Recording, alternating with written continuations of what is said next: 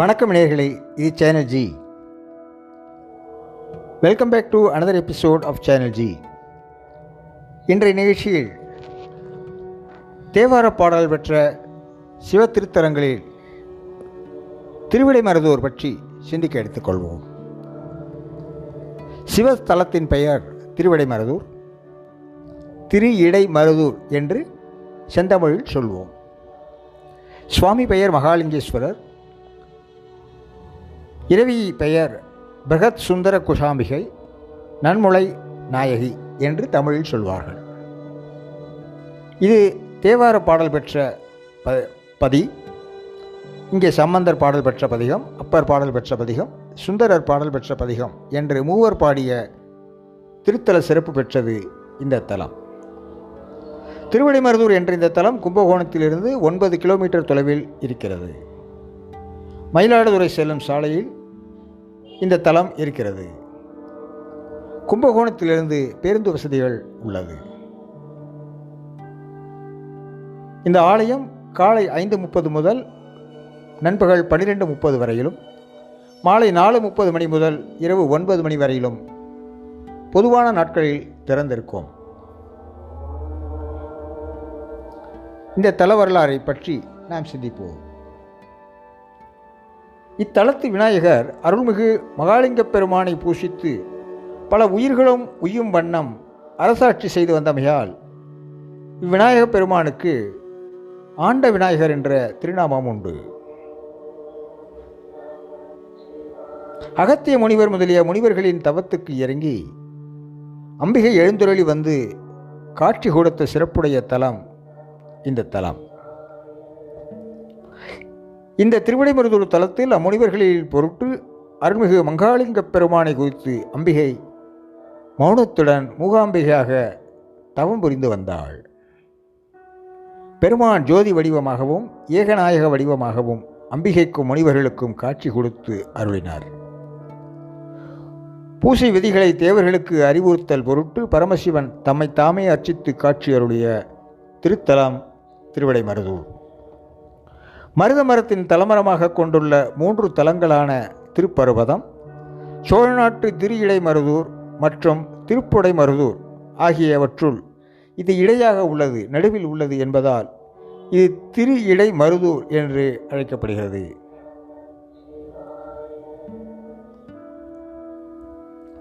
இங்கே இருக்கக்கூடிய சிவ பரிவார மூர்த்திகள் விநாயகர் திருவலஞ்சுழி, முருகர் சுவாமிமலை, நடராஜர் சிதம்பரம், தட்சிணாமூர்த்தி ஆலங்குடி, சண்டேஸ்வரர் திருச்செங்கலூர், பைரவர் சீர்காழி, நவக்கிரகம் சூரியனார் கோவில் என்று ஒரு சிறப்பு சொல்லக்கூடிய அருமையான திருத்தலம் திருவிடைமருதூர். இந்த திருவிடைமருதூர் திருத்தலத்தில் வரகுண பாண்டியனின் பிரம்மகத்தி தோஷத்தை நீக்கிய சிறப்பு இந்த கோவிலுக்கு உண்டு.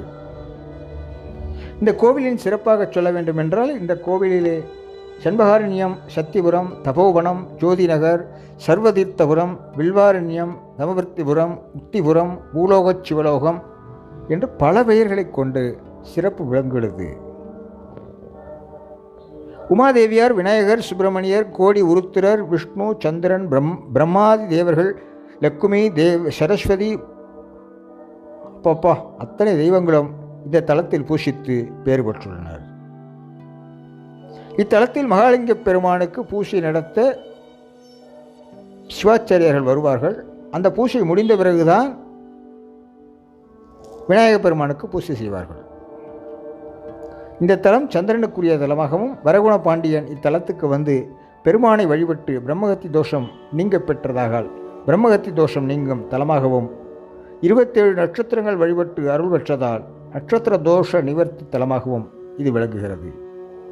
27 நட்சத்திரங்களும் 27 லிங்கங்களாக ஆடல்வல்லான் மண்டபத்திலே அமைந்துள்ளன. இந்த தலம் காசிக்கு நிகரான தலமாகும். இத்தலத்தில் காருண்யாமிர்தம், சோம தீர்த்தம், கனக தீர்த்தம், கல்யாண தீர்த்தம், ஐராவத தீர்த்தம் என 32 தீர்த்தங்கள் உள்ளன.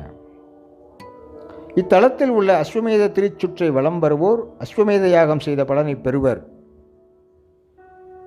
என்று ஐதீகம்.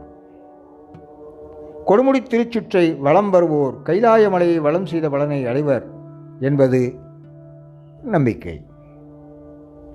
பிரணவ திருச்சுற்றில் இப்போதும் நாதோற்பத்தி விளங்கி வரம் சிறப்புடையது. இத்திருச்சுற்றை வலம் வருவோர் விஞ்ஞானம் பெற்று சிறப்பர் என்று சொல்லப்படுகிறது. இத்திருத்தலப் பெருமானை திருஞான சம்பந்தர், நாவுக்கரசர், சுந்தரர், மாணிக்கவாசகர், கருவூர் தேவர், பட்டினத்தார், அருணகிரிநாதர், காளமேகப் புலவர் முதலானோர் போற்றி பாடியுள்ளனர். பத்திரகிரியார் முத்தி பெற்ற திருத்தலம் இந்த திருவிடைமருதூர் திருத்தலம். இத்தலத்தின் பெருமையை சிவரகசியம், ஸ்காந்தம், லிங்க புராணம் முதலிய பிரபல கிரந்தங்களில் சிறப்பாக சொல்லப்படுகிறது. பட்டினத்தடிகளால் மும்மணி கோவை பாடப்பெற்றது. இத்தலத்தில் தைப்பூச திருவிழா மிகவும் சிறப்புடையது. சோழர், பாண்டியர், நாயக்கர், மராட்டியர் ஆகியோர் இத்திருக்கோயிலை திருப்பணி செய்து கொண்டுள்ளனர். சோழர் காலத்து கல்வெட்டுக்கள் பல இத்திருக்கோயிலில் இடம்பெற்றுள்ளன. இந்த திருக்கோவில் வாழ்வில் ஒரு முறையாவது சென்று சேர்த்து வழிபாடு செய்ய வேண்டிய முக்கியமான திருத்தலம். இந்த திருத்தலம் இந்தியாவில் தமிழ்நாட்டில் கும்பகோணத்தில் அங்கிருந்து ஒரு 9 கிலோமீட்டர் தொலைவில் உள்ளது. வாய்ப்பு கிடைக்கும்போது தவறாமல் இந்த திருத்தலத்தை ஒரு முறை தரிசனம் செய்து பாருங்கள். காசிக்கு நிகரான திருத்தலத்தை மகாலிங்க பெருமானை தரிசித்து வாழ்வில் நல் வாழ்வு பெறுவோம் என்று இறைவனின் திருவருளால் வேண்டி வாழ்த்தி வணங்குகிறோம். அன்பு நேயர்களே, இது சேனல்ஜி உங்களுக்காக தினம் ஒரு நிகழ்ச்சி வலம் வந்து கொண்டிருக்கிறது. உங்கள் எண்ணங்களையும் கருத்துக்களையும் எழுதி அனுப்ப வேண்டிய முகவரி podcastchannelg@gmail.com. மெயில் அனுப்ப வசதி இல்லாதவர்கள் வாய்ஸ் ரெக்கார்டிங் பதிவு செய்து அதை அனுப்பலாம். உங்களுக்காக இன்னொரு நிகழ்ச்சியில் சந்திக்கும் வரை உங்களிடம் வந்து அன்பு வணக்கம் கூறி விடைபெறுகிறோம். வணக்கம்.